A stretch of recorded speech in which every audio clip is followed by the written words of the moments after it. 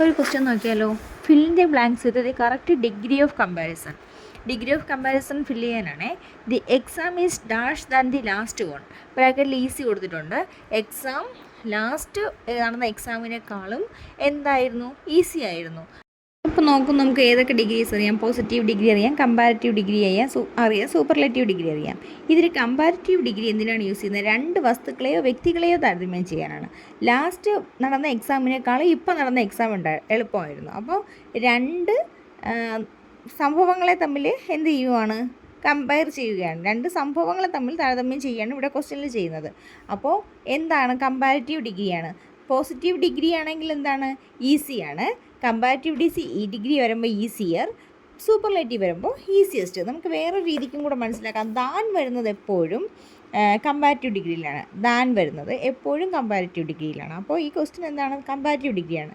അപ്പം comparative degree ഈസിയിൽ second form ഏതാണ്, ഈസിയർ ആണ്. The exam is easier than the last one.